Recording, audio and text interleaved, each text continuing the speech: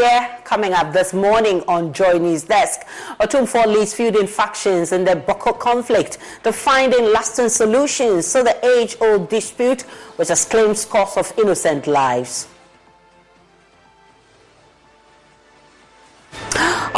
On Potholes exhibition series today, government says it is doing a lot of work in fixing potholes reported on certain roads across the country. We have details as we put the spotlight on the state of the Paa Grant Roundabout in Sekondi, Takoradi in the Western region. Also, government begins interventions to address challenges bedeviling its flagship programs, the One District, One Factory initiative, months after Joy News documentary titled One District, Some Factories. We have the updates for you this morning. We have details of all of this, plus business, plus a brief live crossover to a roundtable discussion on electronic technology and future of elections in Ghana, expected to take place at the University of Ghana this morning with former chairman of the Electoral Commission, Dr. Kojo Afari-Gyan, as keynote speaker. My name is Aisha Ibrahim. Do stay for details.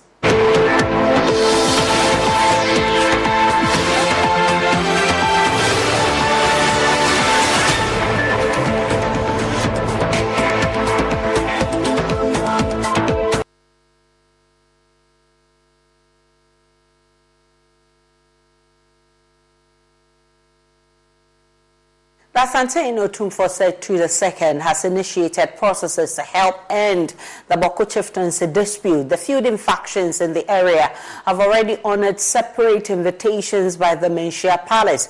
The conflict, which has persisted for decades, has resulted in loss of lives and property, stifling development in that area. Nana Ojema has more in the following report. Research by the West Africa Network for Peace Building indicates 23 lives were lost in Boko conflict between January 31st and February 10th, 2023. Early this year, the installation of a new chief sparked violent disturbances in the area. Though efforts have been made in the past, including the deployment of military to solve the conflict, there have been no positive results yet. The Otumfuo spoke about the mediation efforts when the Minister for Chieftaincy and Religious Affairs, Stephen Asamoah Boateng, paid a courtesy call on him.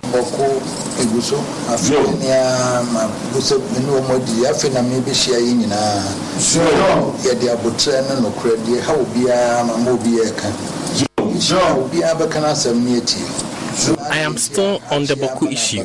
I have called all factions separately. In peace and in truth, we will sit and listen to the issues.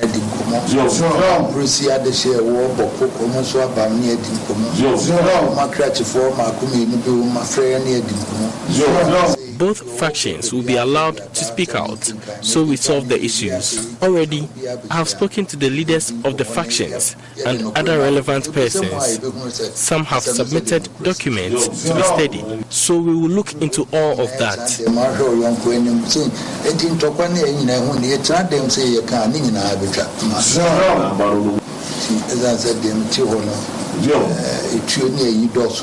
We will all sit in one room and solve the issues.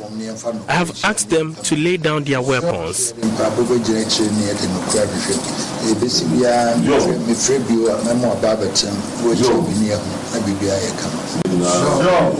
In 2019, Asantehene helped resolve the 16-year-old Dagbon chieftaincy dispute. Chieftaincy Minister Stephen Asamoah Boateng revealed about 70% of community disturbances are traced to chieftaincy issues. He has welcomed the Asantehene's intervention in the Boko conflict. The money and the resource we are pumping into these areas is incredible. I've seen bills that we send police officers to go and separate the warring factions, and bills that come after they've left. Even it's incredible. These are money that we could use to develop and help the youth mostly. So we want to bring down the disputes, the number of disputes drastically. So I have segregated them to the short term and the medium and the long term. There are some which are long term, and the dispute has gone on for so long. The others that we can nib it in the bud very quickly, and then we have peace. So for Otumfuo to take over, especially Boko, For us as a government, we are very, very happy. The president has given the go-ahead, and I have also been supportive. And for today, publicly, has even told us how he's met the fashions. And at some of the meetings, he will call me to witness what's going on. But we leave it to him. He has the wisdom, he has the knowledge, he understands the issues so well, and he has the capacity to bring the warring fashion. So I'm very happy. It's taking the pressure off the government a bit and off my shoulders as well, and I trust he can bring peace to Boko. For Joy News, Nana Yaochima, Kumasi. Speaker of Parliament Alban Bagbin has called on all to join hands in building Ghana as a nation where merit is rewarded, adding there is a need for all to support the building of a nation and not just a country. The Speaker was speaking when he paid a courtesy call on the Nairi as part of activities marking the 30th anniversary of Parliament. The Speaker kick-started the 30th anniversary celebration activities in the northern region with meeting the press. The Speaker was accompanied by members of Parliament and staff of Parliament. Speaking at the Nairi, Honorable Alban Bagbin said every single Ghanaian has a role to play to ensure the nation develops. We need your presence there. We need your voice. We need your ideas. We need your wise counsel to guide us to do what will work better than what we have now and what will work to satisfy every Ghanaian. We want every Ghanaian to be included in this matter so that at the end of the day, nobody will be left out. Nobody will feel cheated. No area of the country will feel that they are not getting a fair share of the national cake. We want to live together as a family, a nation, not just a country, a nation where merit is rewarded.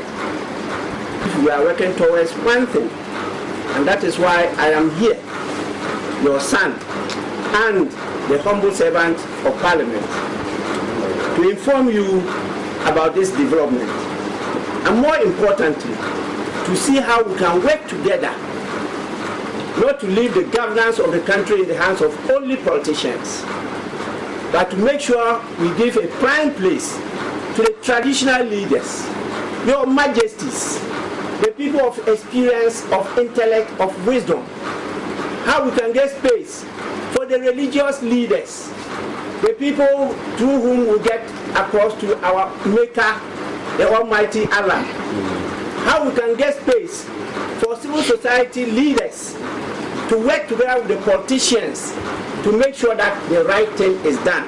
The King of Mampurubu, Na Wahago Abdullahi Mahmi Sherga, on his part, said the Speaker is a great role model the youth must emulate. Say that your message has been reconciliation. You are not showing wealth, you are not showing the power that God has given you. You are so accommodating.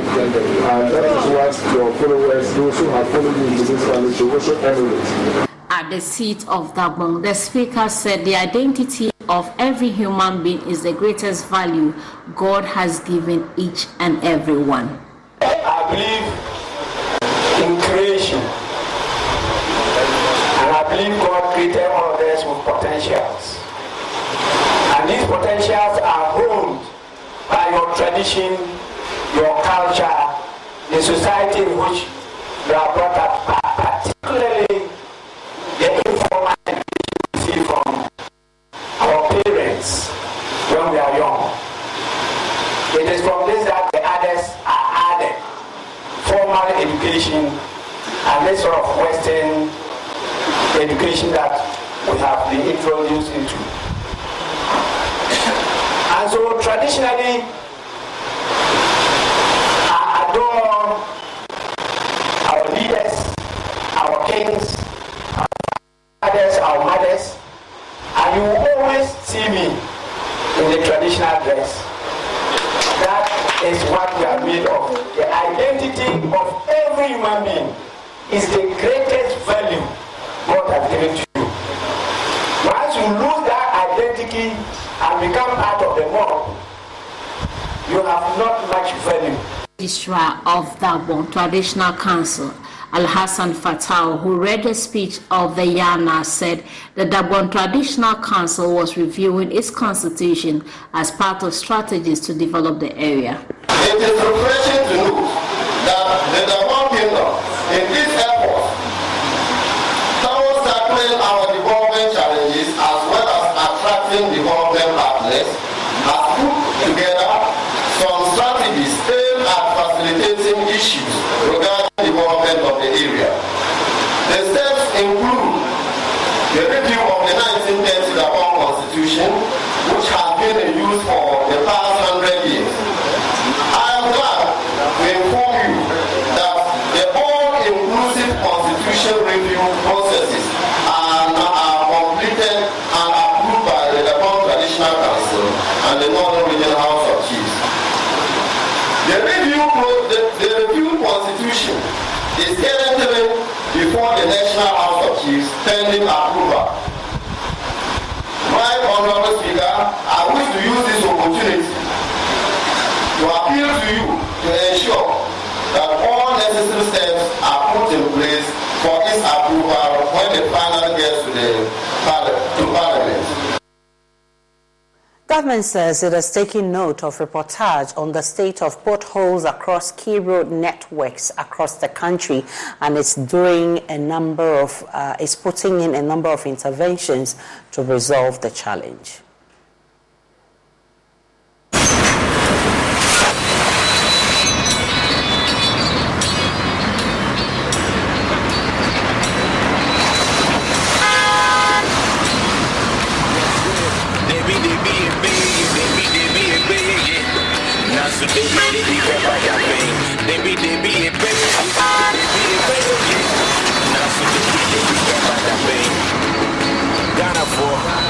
The potholes have been developed in the southern part of Roundabout and northern part of Roundabout are being developed.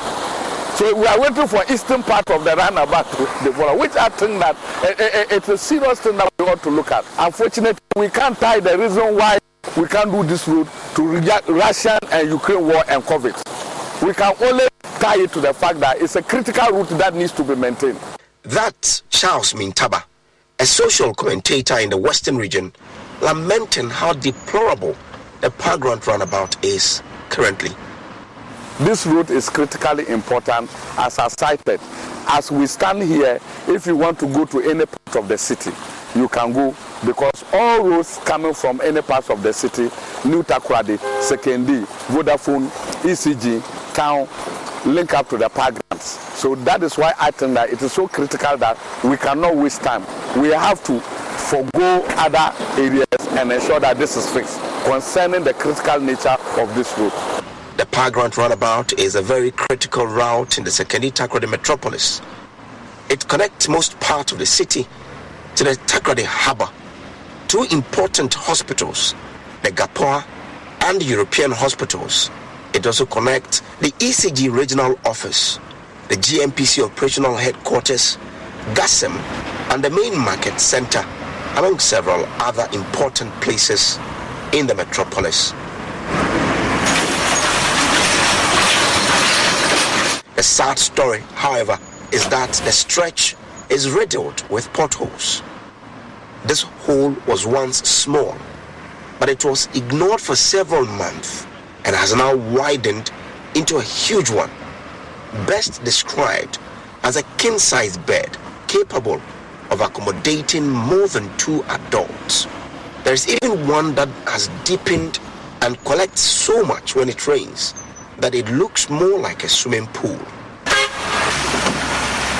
So this is the Paa Grant Roundabout here in the Sekendi Takoradi metropolis, named after one of Ghana's founding fathers, Paa Grant, George Paa Grant. But as we speak, how do we as a country intend to honor his memory? What we've decided to do is to honor him with potholes. Like you see behind me, several potholes surround this roundabout. So in our estimation, the best way to honor someone who did his best for this country, Ghana, is to rather allow Potholes to build up around a place we named after him. Charles Mintaba is not happy. So let's assume that Paa Grant was seated here alive. Will we allow this route to deteriorate to this state? There are people who will not want to pass here just because of the state of this road. So if we named this place after Paa Grant, and the actions and inactions of city authorities have gotten to a state that we cannot work on it, and people who would have passed here to honor Paa Grant don't pass here, what have we done to Paa Grant? And for me as a resident, that is what goes through my mind. We stood here just for the past 1 hour. You realize that there are some big trucks that they have to tow off from this place because of the deteriorating nature of the road. It has gotten it has gotten to a state that when it rains and you are in town, you have to decide to change your routes, because if you don't take time, you may lock up here. He wonders why authorities have allowed the Paa Grant Roundabout to deteriorate to this level. Because the money involved in fixing this road, I don't think that it is something that some individuals cannot do. But we are in a country that when you have your money to come and fix the road, they will tell you that city planners will have to. So what at all is the problem that city planners cannot fix now? Knowing the critical nature this road is. If you are coming from Sekendi, you have to use this route. If you are coming from Beach Route, ECG, GSTS road, you have to use this road. If you are coming from Ghana Telecom, you have to use this road. If you are coming from town, Market Circle, you have to use this road. If you are coming from New Takoradi, you have to use this road. So the question is that the critical nature of this road should not have potholes develop around a prominent person who we name after him, Paa Grant. And that is why I think that it is a state of emergency.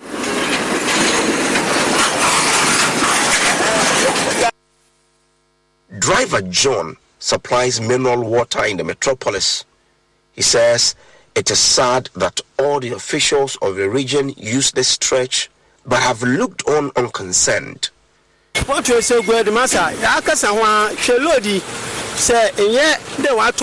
complained about the potholes several times, but nothing is done about it. If some of my load had not been bought, all of it would have poured onto the road now. Meanwhile, we pay tax. The regional minister, the MPs and other big officials use this road daily, but they seem not to care. We are really suffering, buying spare parts, especially our ball joints.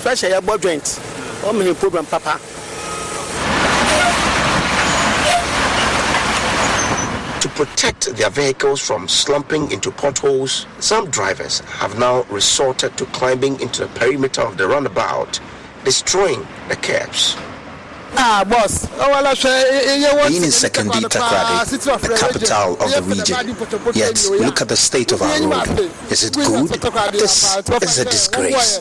It must be fixed. We are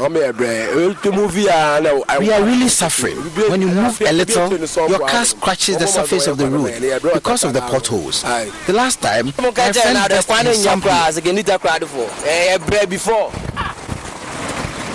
To Charles Mintaba, the city authorities must act quickly to get this fixed. So I appeal to city planners, urban routes, the regional minister and the metro chief executive that this is beyond where we have to allow you to consider the critical nature and why this place was named after a very important person. For Ghana's independence cannot be discussed unless it is linked up to Paa Grant. And Paa Grant Roundabout cannot be discussed unless it is linked up to the major roads of this city. That is the need where there's an emergency, there's a need for us to work on it. When will authorities intervene and solve these challenges? Your guess is as good as mine. From the roundabout, the Paa Grant Roundabout in Sekendi, Takoradi, for Joy News, I am Samuel Kojo Brace.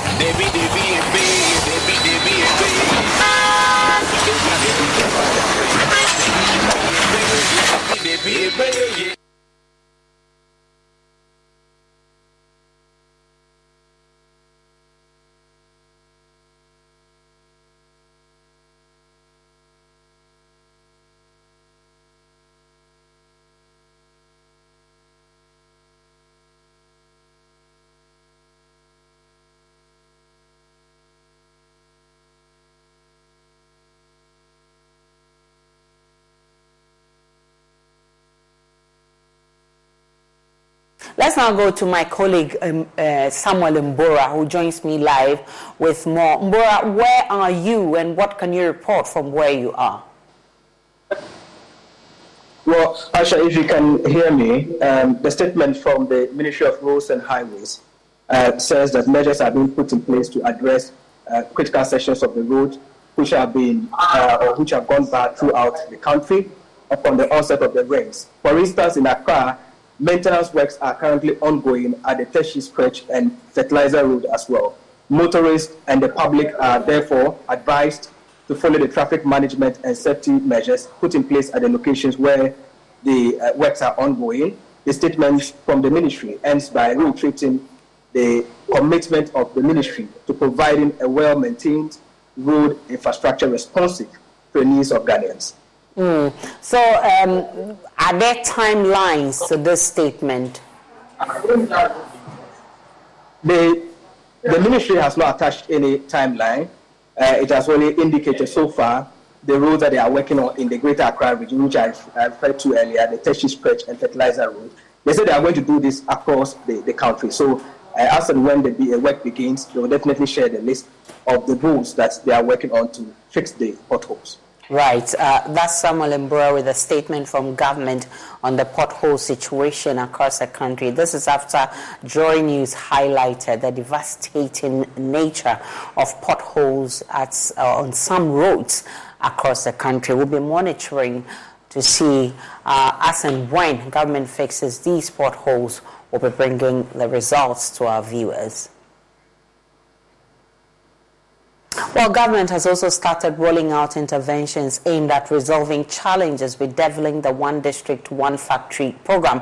This comes after Joy News aired the One District, Some Factories hotline documentary a couple of months ago. One of the factories which was badly affected and highlighted in that documentary was that PEP cylinder manufacturing company located at Ewutu-Biriko. Over 200,000 cylinders were locked up at the factory because the company was facing an unhealthy competition from a foreign company. The producer of the documentary, Richard Kwajanyako, went back to the factory and now reports. And so now, if you come to our factory, you'll be shocked. We are now getting to almost close to 200,000 cylinders. We cannot sell one out because of what these guys are doing. These Chinese, they just came in, took over the market, cut the price down, and probably they are doing this for some time. So they realize that the Ghanaian factories have died down. This was the situation with the PEP cylinder manufacturing company, one of the companies under government One District, One Factory located at Ewutu-Biriko. The company was limping badly and the thought of shutting it down became very imminent. China developed their country, they blocked everybody and they developed their country. Deliberate policies, protecting themselves and making sure they got to where they are. Now they are rich and they are now hitting us. The chief executive of the company was distraught, broken, and felt all hope was lost. But today, the narrative has changed. So it's been 3 months after Joy News premiered our hotline documentary, One District, Some Factories. We are back here at the PEP gas cylinder manufacturing company here at Ewutu-Biriko. Following your documentary recently on the challenges that we're faced with, by the grace of God, as we speak, our stock levels have gone down. The markets have started responding. Your documentary got the government to take some actions, and as we speak, now the pricing levels have come to a normal level, and so we are all playing in the field. They are still in the markets. We are competing, but this is what we expected competition should be all about, not for somebody to be unduly be taking advantage. So we are grateful to you and also grateful to the government for taking these immediate steps and bringing us back to life. The workers are busy putting metals on metals to produce the cylinders. The CEO, Philip Asifo, couldn't thank Joy News enough for producing the documentary that has changed a situation that affected the economies of the local community and the businesses of many. The information I got was that the president himself saw the documentary and he wasn't happy at all about what he saw. So immediately he tasked some officials in government to ensure that the issues are resolved. And as we speak, not completely resolved, but at least to the extent that we are now able to enter the market and do our business, I think we are on course. They've also lined up a number of things they are working on our behalf. We hope everything will actually materialize. So I think so far the documentary has really sparked a very good reaction on our behalf. The intervention by government is like a pain relief to them.